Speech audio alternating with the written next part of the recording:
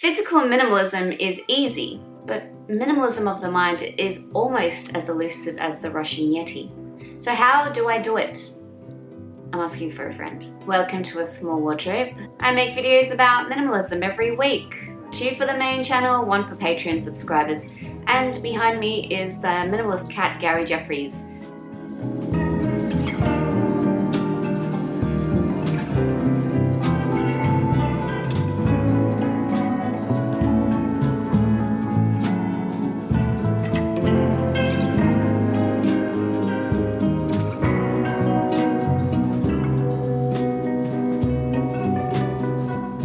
So most of the points that I've assembled in this video are designed to basically open up some clean white space inside of your head. Just in the same way as you would love to empty out a cupboard. The goal of mental minimalism in my mind is to focus on less things at once and be more present in what you do and what you choose to spend energy on. So let's get started.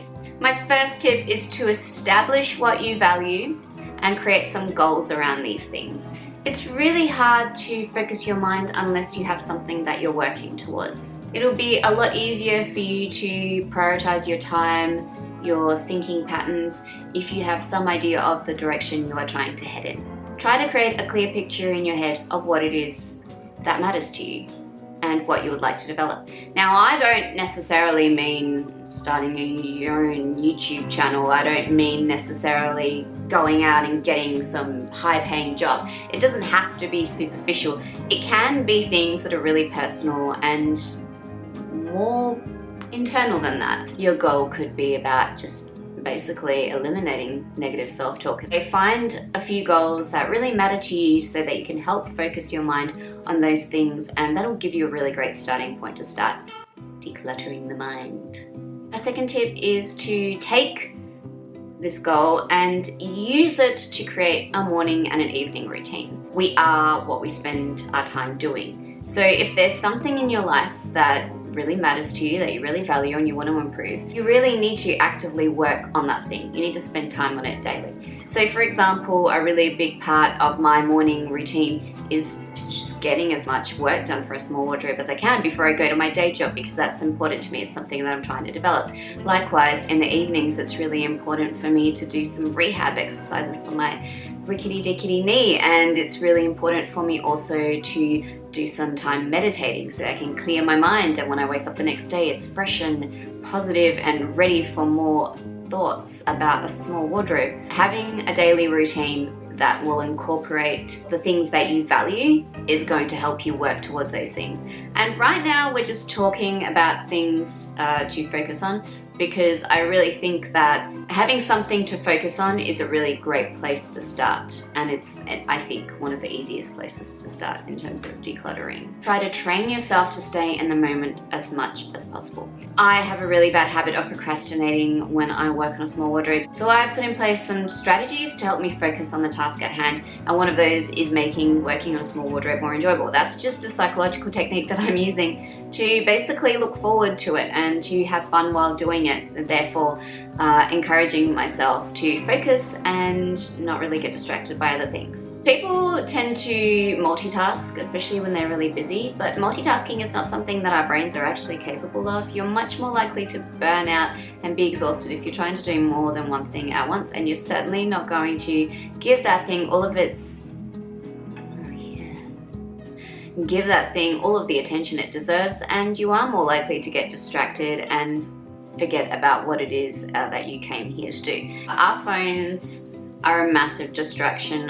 One thing I would strongly recommend, unless of course you're trying to improve your relationship with social media, is to basically, at the very least, train yourself to stop playing on your phone constantly. It really is an attachment that most of us carry with us all the time, and it's usually stuck in our hands right here. It's basically a new body part, but if you can take that tool of distraction and put it to bed for a few hours and focus in on this other thing that really matters to you, it'll just be a lot easier to keep your mind clear.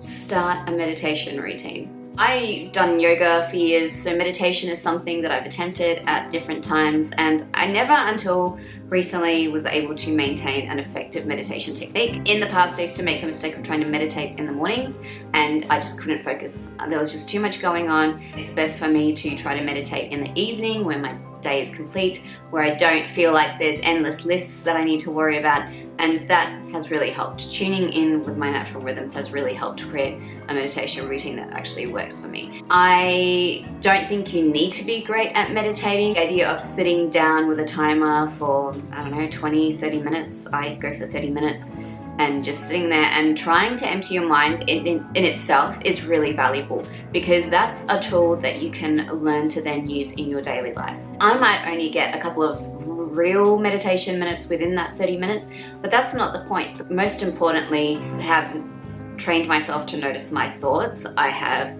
trained myself to shut thoughts down. At the very least, if I can't focus on what it is I'm supposed to be doing, which is not thinking about anything, then what I can do is I can try to focus on positive things, whatever. Either way, it's not a wasted half hour. Create some sort of a capsule or a minimalist wardrobe. It really does reduce the number of decisions you have to make. And I don't think I need to mention the number of iconic people who have used uniform dressing to reduce the number of decisions they need to make, create a signature look, create a brand, all of that stuff. It is going to make your life easier to have a simple formula for getting dressed. And having a smaller wardrobe definitely helps with that. It's one of those situations, again, where you don't have to procrastinate. You don't have to try a million things on. You pick out something that you know is going to work well together, because most of the things in your wardrobe work well together. You've already thought about what makes you feel best, and you're wearing your best every day, basically. This is just a really great way to reduce one of the many decisions that you need to make during your days. Keep as many surfaces in your home clean as possible at all times. This is just a way of creating a calm external space, but it is also a way of calming inner space, because it does reduce visual clutter and visual chaos. Sometimes having a bunch of objects out can trigger thoughts. It can get you thinking about things that you don't want to think about in the evening, or get you overstimulated, perhaps worry about all the things you got to get done, all of those sorts of little things. You'd be surprised at how much our external environment can actually have effect on our inner environment, which I guess is why so many people who kind of, start living a more minimalist life really just enjoy the benefits of having less things around them. It really is, in some ways, a shortcut to having less things in your mind. The final point for today is to create some sort of a positive routine for alone time. Yes, alone time. Humans are social animals, and I think we value togetherness, and that's great. You don't have to be a complete loner or a complete introvert, though, to get the benefits of alone time. With so many things happening around us all the time, it's really valuable to step back and just have a listen to what's going on inside of yourself. More importantly, it's important to build a positive relationship with yourself. What you use that time for is up to you, obviously, but I would try to build a relationship with yourself just as you would try to build a positive relationship with a partner or a sibling or a parent or any other family or friend. So find a way to build a routine of alone time into your life, even if it's just 15 minutes, half an hour. What's something pleasant that you can do to nurture the relationship you have with yourself? Could you perhaps go for a wander at the beach after work? Could you maybe sit down with a book in silence for 15 minutes? Could you just sit and enjoy a cup of tea or a cup of coffee somewhere on your own? Obviously, choose something that really appeals to you.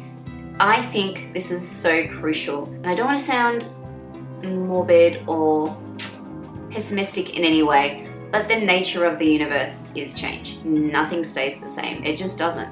Every day we change, our bodies change, the people around us change, nature around us changes, the circumstances around us change, politics change, everything changes. It's just the way the world is.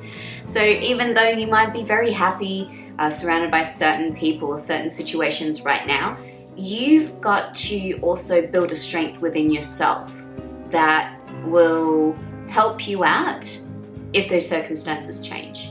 So let's just say your partnership breaks up and you then are stuck on your own and you don't have a positive routine with yourself. That's a really tricky situation to be in. So it's really valuable to build a relationship with yourself just as you would with anyone else who matters to you. Now, obviously, if you can find a way to focus in on positive things while you're doing this, that would be ideal. So whether you include nature, meditation, any of the other things I've already mentioned, try not to make it just an expedition to go shopping on your own. That's probably not going to be super helpful in the long run. Try to make it about just simplicity and being with yourself in the same way that you would love to be with a loved one. This sort of routine can help you create a safe space and a strategy for when things go wrong. I'm going to leave this video here. I hope you guys have enjoyed my little tips. Now, upon writing my notes for this video, I realized just how many different ways you could tackle creating minimalism inside your mind, decluttering the mind. So I've actually got ammunition for another video similar to this. So let me know if you've enjoyed this video, and if you have, I'll make another one with some other strategies sometime next month. Thank you guys so much for watching. A big thank you to my Patreon subscribers. They are featured here right now. These guys help me create my content. They contribute to my content. They get additional content weekly. So thank you very much to those of you supporting me on Patreon, and a big thank you if you are following me on Instagram. I am working on it constantly, and check me out on Pinterest if you would like to see what crazy, weird aesthetic thing I am into at the moment. Good night.